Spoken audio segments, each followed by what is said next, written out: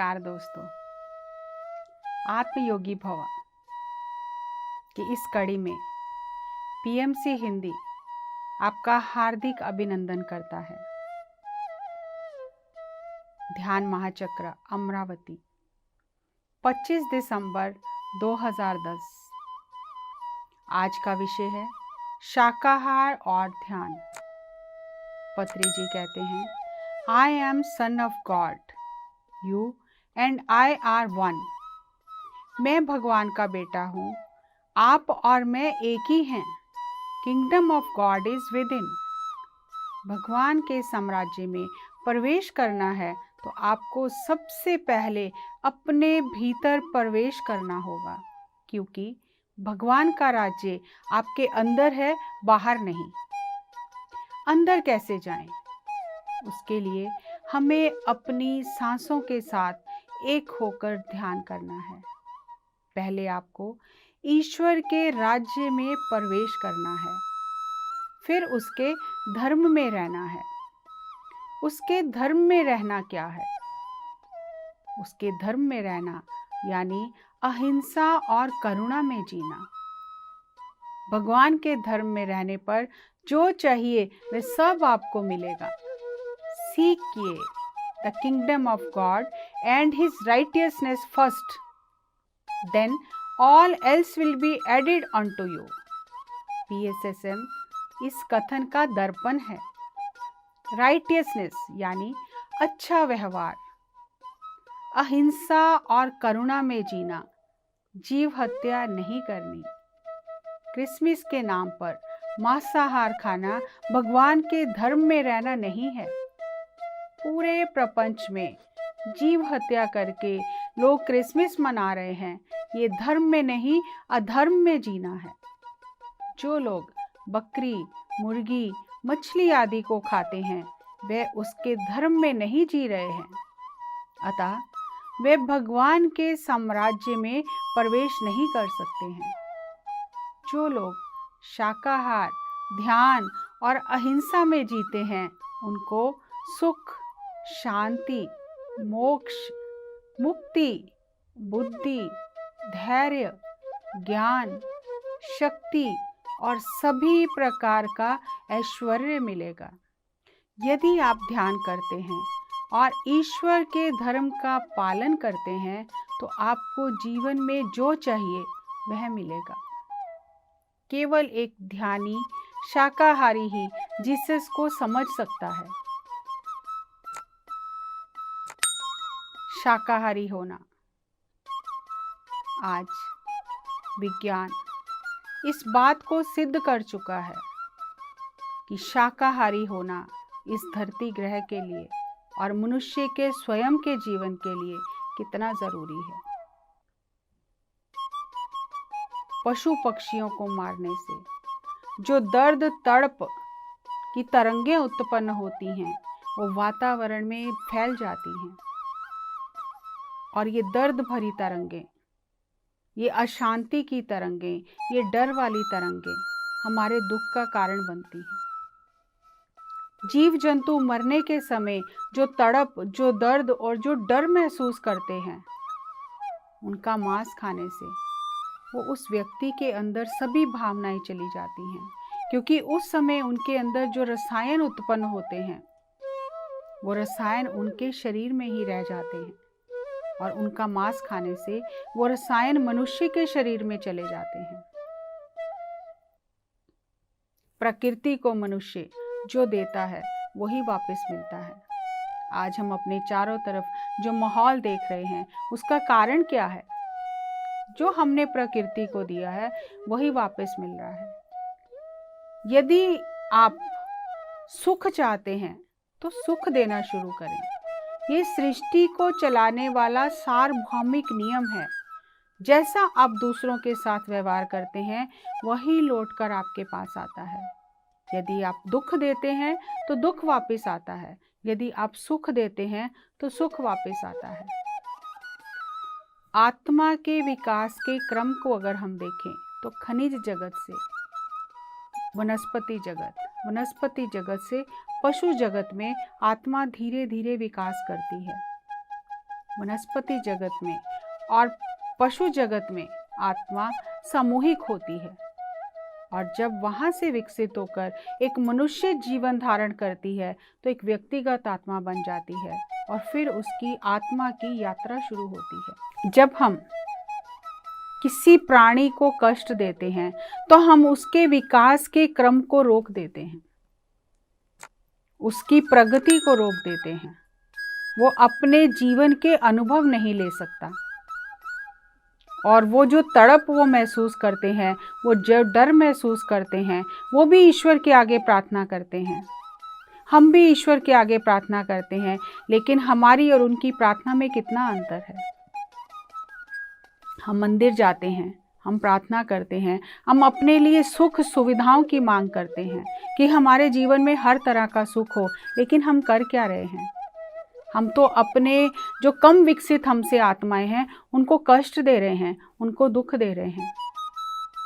हम सब धरती की संतान हैं, और जब हम किसी को कष्ट देते हैं तो माँ को भी कष्ट होता है। जो व्यक्ति धरती पर रहकर शाकाहार का पालन करता है, किसी जीव जंतु को कष्ट नहीं देता, उसे स्वतः ही देवी देवताओं से आशीर्वाद प्राप्त हो जाते हैं। उसे मांगने की भी जरूरत नहीं है। और जो व्यक्ति कष्ट देता है तो कष्ट ही वापस आता है।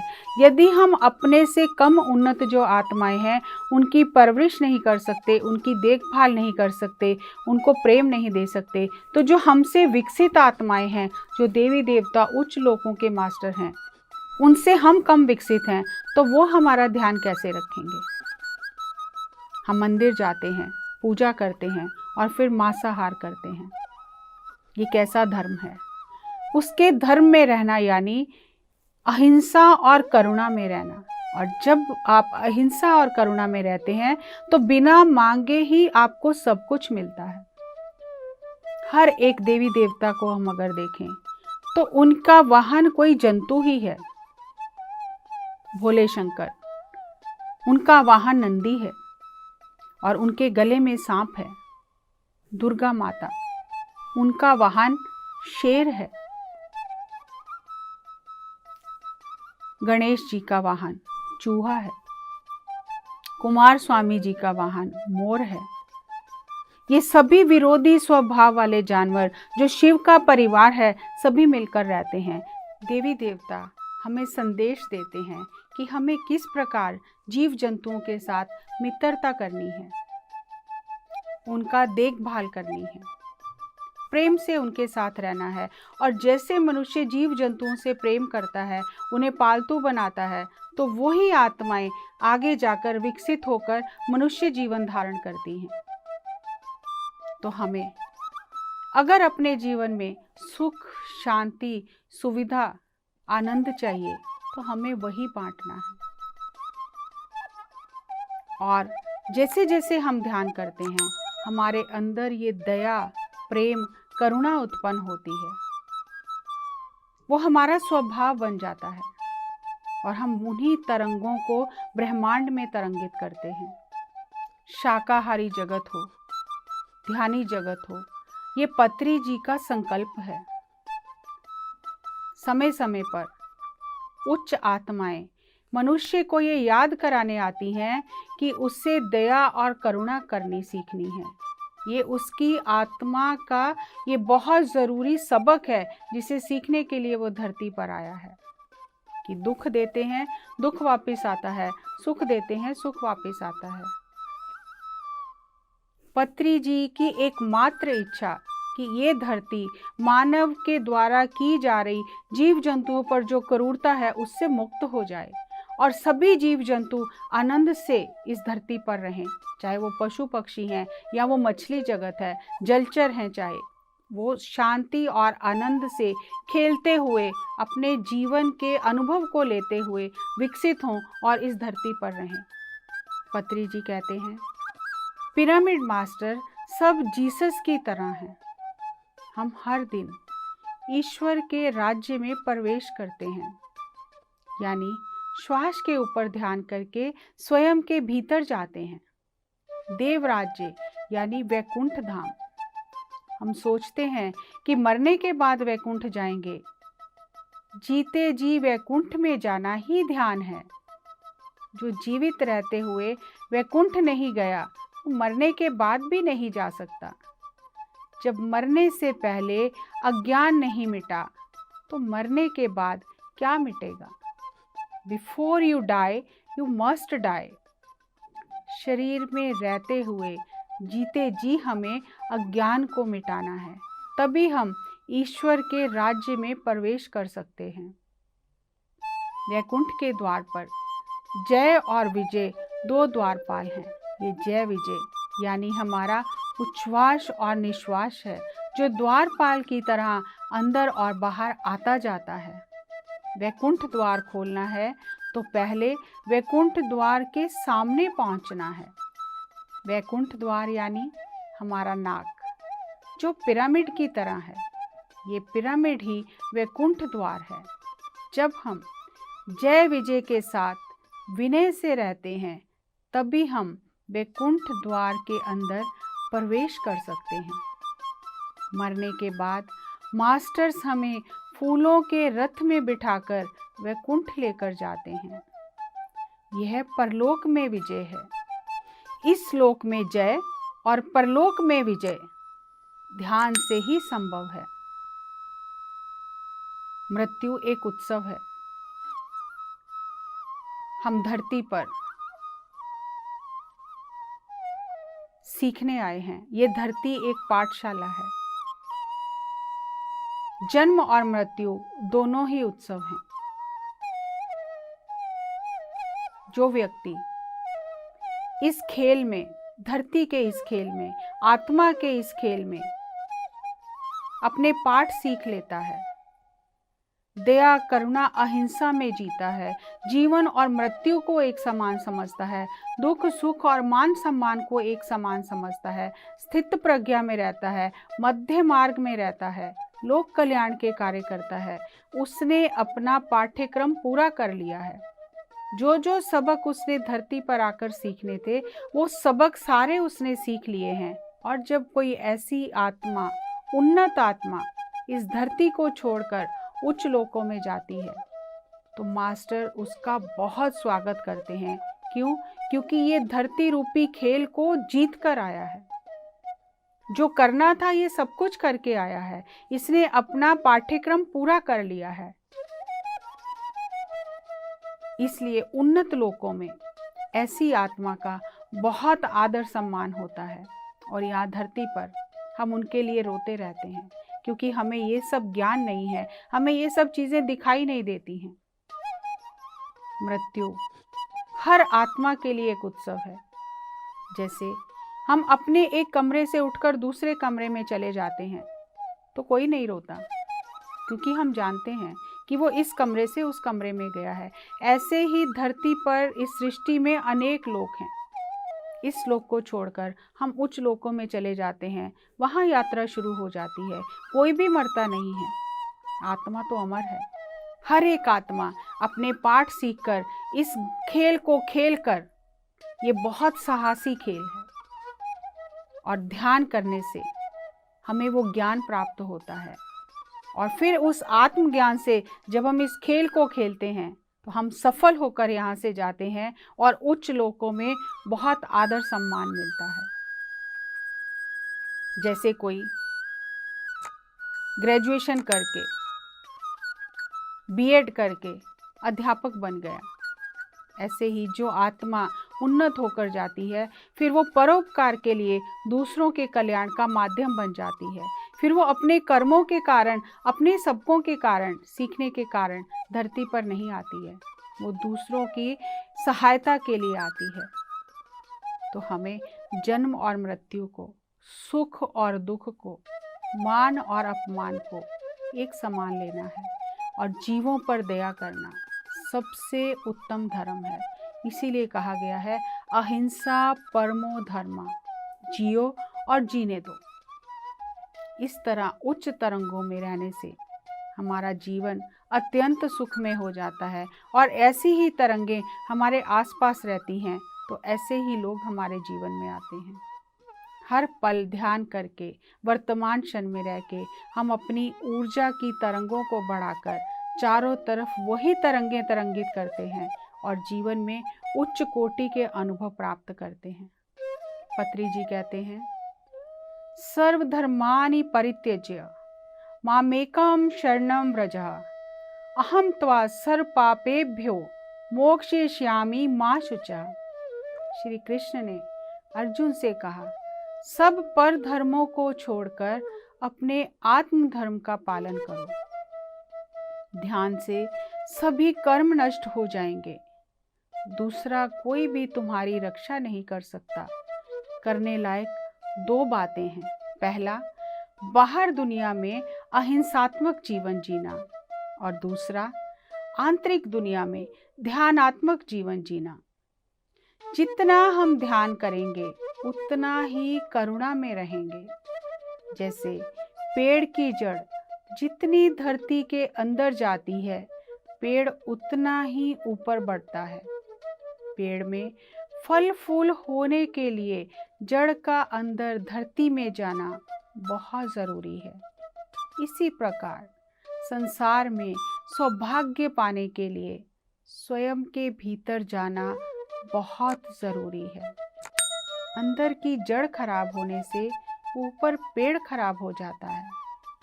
ध्यान अंदर की जड़ है और बाहर दिखाई देने वाले फल फूल हमारा ऐश्वर्य और सौभाग्य है। हमारे अंदर जितना ध्यान होता है, बाहर उतनी शोभा होती है और उतना ही धर्म रहता है। भाग्यवान बनने के लिए जड़ों का नीचे फैलना बहुत ज़रूरी है। हम जितना ध्यान करते हैं, हमारी जड़ें उतनी ही मजबूत होती हैं, उतना ही हम बाहर विस्तार करते हैं और धर्म में जीते हैं। भगवान का राज्य बाहर नहीं, यानी मंदिर, मस्जिद, मक्का, काशी, चर्च, अमरनाथ, हिमालय, मानसरोवर में नहीं, स्वयं के भीतर है। जीसस ने कहा, kingdom of God is with in. 2000 साल पहले ही जीसस ने ये बताया। इसके बाद भी हम दुर्भाग्य स्थिति में क्यों हैं? देव वाक्य सुना नहीं, उसका पालन नहीं किया, बल्कि जीसस को ही सूली पर चढ़ा दिया। फिर भी जीसस ने कहा, हे भगवान, इन्हें क्षमा कर देना, इनको कुछ नहीं पता ये क्या कर रहे हैं। जीसस ने उनको गलत नहीं कहा। जीसस को सूली पर चढ़ाना जितना पाप है, उतना ही पाप एक मुर्गी, मछली आदि को मारना है। जब तक ये क्रूरता खत्म नहीं होगी, तब तक भूमंडल में शांति की स्थापना नहीं होगी। बाइबल, वेद, उपनिषद में जो भी बताया गया है, इन सब का सार एक ही है। अंदर जाने का विधान यानी ध्यान, बाहर जीने का विधान यानी अहिंसा। ध्यान और अहिंसा, यही दो करने लायक बातें हैं। हम बाहर तीर्थ यात्रा में भाग रहे हैं। हमारी दौड़ बाहर की दुनिया में लगी हुई है। हमें ये पता ही नहीं है कि स्वयं के भीतर कैसे जाना है, जबकि सब धर्मों में यही कहा गया है कि स्वयं के भीतर की खोज करो। कैसे करें खोज? क्या तरीका है स्वयं के भीतर की खोज करने का? सबसे सरल, सहज, आसान तरीका है कि हम अपने हाथों को क्रॉस कर लें, पैरों को क्रॉस कर लें, आंखें बंद कर लें और चश्मा उतारकर अपनी आती जाती सांसों के साथ एक हो जाएं। यही ऊर्जा का विज्ञान है कि बाहर की दुनिया से अपनी ऊर्जा को हटाकर हम अपने भीतर की दुनिया में ले जाएं। और जैसे जैसे ऊर्जा हमारे अंदर जाएगी, हमारा जीवन में रूपांतरण होने लग जाएगा। हमें ये समझ आ जाएगी, ये अनुभव होने लग जाएगा कि हमें बाहर के तीर्थ की जो यात्रा कर रहे थे, हमें अब अपने अंदर के तीर्थ की यात्रा करनी है, यानी आत्म तीर्थ की यात्रा करनी है। और आत्म तीर्थ तो हमारे अंदर है, और अंदर जाने के लिए सांसों का सहारा लेना है, क्योंकि सांसें ही हैं जो आत्मा तक जाती हैं, और सांसें हर एक के पास हैं। अपनी सांसों के साथ जुड़कर, अपनी इंद्रियों को बाहर की दुनिया से हटाकर अंतर्मुखी करके हम उस चाबी से हर एक ताला खोल सकते हैं। जो चाहे हमें अपनी सांसों से मिल सकता है, जन्म से लेकर आखिरी सांस तक, यानी मृत्यु तक सांसें ही हमारा साथ देती हैं। लेकिन हम हमेशा अपनी सांसों से दूर हैं। सांसें चलती रहती हैं, ऊर्जा मिलती रहती है, हम जीवन जीते रहते हैं। हमें बिल्कुल भी उस ऊर्जा विज्ञान का, सांसों के विज्ञान का, ध्यान विज्ञान का कुछ भी अनुभव नहीं है, और ना ही हमें सार्वभौमिक सत्यों का ज्ञान है। आध्यात्मिक सत्य क्या है, इनका भी हमें ज्ञान नहीं है। कितनी सरल बात है कि हम स्वयं से जुड़ें, स्वयं के भीतर जाएं, अपनी आत्मा से दोस्ती करें, अपनी आत्मा के तीर्थ में स्नान करें, और बाहर उस ऊर्जा से करुणा और अहिंसा में जीवन जिएं। यही तो जीने का विधान है। और जब हम इस तरह से जीवन जीते हैं तो हमने अपने सारे पाठ सीख लिए। अहिंसा, करुणा, दया, प्रेम, ये तरंगे हमें इस भूमंडल पर तरंगित करनी है। और जब हम किसी समूह में बैठकर सामूहिक ध्यान करते हैं, या सामूहिक संकल्प के साथ ध्यान करते हैं कि इस धरती पर शाकाहार की स्थापना हो, इस धरती पर ध्यान जगत की स्थापना हो, पिरामिड जगत की स्थापना हो, तो उस सामूहिक ऊर्जा की तरंगें इस पूरे वातावरण में फैल जाती हैं और पूरे वातावरण को तरंगित करती हैं, और धीरे धीरे हमारे वातावरण में, हमारे जीवन में बदलाव आने लगता है। और प्रकृति स्वयं इस बदलाव को लेकर आती है। हमें एक मनुष्य होने के नाते, एक उन्नत मनुष्य होने के नाते, इस धरती का सभ्य प्राणी होने के नाते इस धरती की देखभाल करनी है, इसे सुंदर बनाना है। हमारे यहाँ रहने से ये धरती स्वर्ग बन जाए। कैसे बनेगी? जब हम अपने जीवन को स्वर्ग बनाएंगे। हम अपने जीवन को स्वर्ग कैसे बनाएंगे? जब हम स्वयं के भीतर जाएंगे, स्वयं को जानेंगे, स्वयं से दोस्ती करेंगे, अपनी ऊर्जा को बढ़ाएंगे, तो अपने आप ही ये धरती स्वर्ग बनने लग जाएगी। हर घर में ध्यान हो, इस धरती में हर प्राणी शाकाहारी हो, और ये धरती, ये भूमंडल, एक अद्भुत जो ये पाठशाला है, ये अपने संपूर्ण प्रकाश में अपनी ऊर्जा के साथ सृष्टि में सुशोभित हो। हम इस आध्यात्मिक ज्ञान को अपने जीवन में उतारकर, अहिंसात्मक जीवन जीकर, करुणा में जीवन जीकर, ध्यान करके अपने इस यात्रा में विकसित हों। इस धरती को सुंदर बनाने में अपना योगदान दें।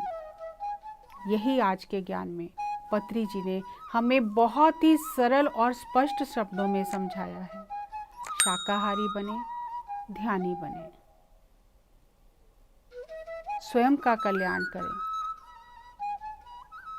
लोक कल्याण आपके माध्यम से स्वतः ही होने लगेगा। उसके लिए आपको अलग से कुछ नहीं करना। हमें जितना भी काम करना है स्वयं पर करना है।